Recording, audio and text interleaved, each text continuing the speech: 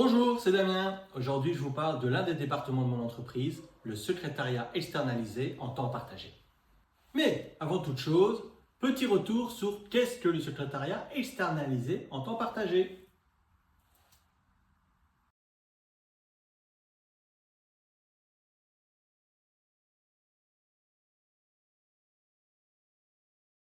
Et pour ce faire, je vais vous raconter une petite histoire qui s'est passée début d'année 2024.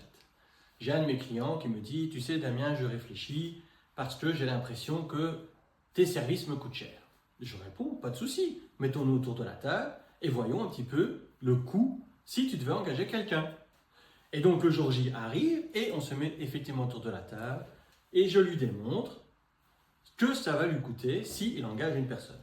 Prenons un cas simple, une jeune personne, sans expérience, premier job, premier engagement pour son entreprise et à mi-temps. Voici le salaire de départ. Et à ça, on rajoute évidemment des chèques repas à concurrence de 8 € par jour prestés. Sa charge mensuelle sera de plus ou moins 1300 €. À ça, il faut évidemment rajouter les congés payés et la prime de fin d'année.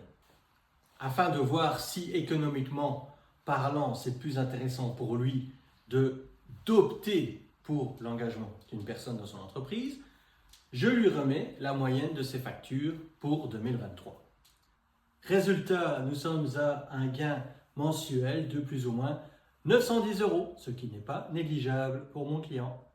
La conclusion de ce tour de table que j'ai fait avec lui ce jour-là, c'était de se dire que chez moi, tu ne payes que la prestation réalisée.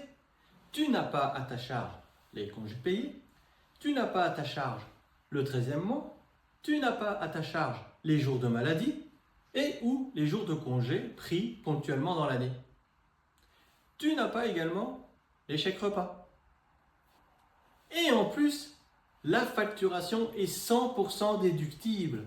Nonobstant tout ce que je viens de te décrire comme frais que tu évites, c'est que nous venons uniquement quand tu en as besoin. Et donc, lorsque tu as eu des pics d'activité, nous étions présents. Et lorsque tu as eu plus de calme dans ton activité, et nous avons réduit nos heures. Donc, nous sommes flexibles, chose que tu n'auras pas lorsque tu prendras un contrat bien fixe et déterminé. Moralité de l'histoire, ce client est toujours client et nos prestations sont toujours réalisées.